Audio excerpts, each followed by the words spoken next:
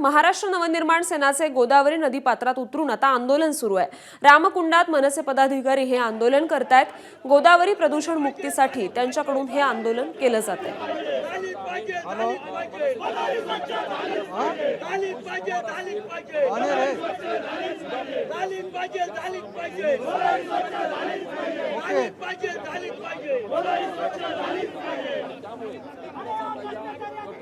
तर नाशिकच्या रामकुंडात आता गोदावरी नदीपात्रात मनसेने हे आंदोलन सुरू केलेलं आहे।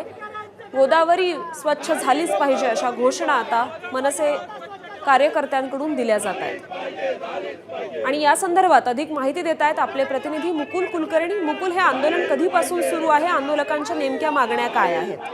आपण बघतोय महाराष्ट्र नवनिर्माण सेनेचे सर्व पदाधिकारी आज नाशिकच्या रामकुंडामध्ये उतरलेले आहेत। गोदावरी प्रदूषण मुक्त व्हावी ही नाशिककरांची अनेक वर्षांची मागणी आहे। वेगवेगळी आंदोलनं देखील झाली, मात्र आता गुढीपाडव्याच्या मेळाव्यामध्ये राज ठाकरे यांनी नद्यांच्या प्रदूषणाचा मुद्दा हाती घेतलेला होता। त्यानंतर मनसे आक्रमक झालेली आहे आणि मनसेचे प्रदेश सरचिटणीस दिनकर पाटील यांच्यासह नाशिक जिल्ह्याचे पदाधिकारी हे रामकुंडामध्ये उतरलेले आहेत।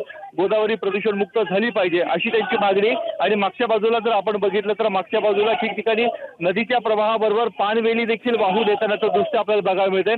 काल काळाराम मंदिराचं रथयात्रा संपन्न झाली। या रथयात्रेमध्ये रामाच्या ज्या मूर्ती होत्या त्यांना रामकुंडामध्ये स्नान देखील करण्यात आलं होतं, मात्र त्याच वेळेस पानवेली देखील त्यांच्यापर्यंत आलेल्या होत्या। त्यामुळे नाशिककरांनी नाराजी व्यक्त केली होती आणि हाच मुद्दा हेरून आता मनसे आक्रमकपणे आंदोलन करते। गोदावरी नदीच्या दोन्ही तीरावर मनसेचे पदाधिकारी कार्यकर्ते जमलेले आहेत आणि आपण जर पाण्यामध्ये बघितलं तर पानवेली देखील वाहून जाताना नजरेस पडत आहेत। बरं, धन्यवाद मुकुल आपण दिलेल्या या सविस्तर माहितीसाठी। एबीपी माझा, उघडा डोळे बघा नीट।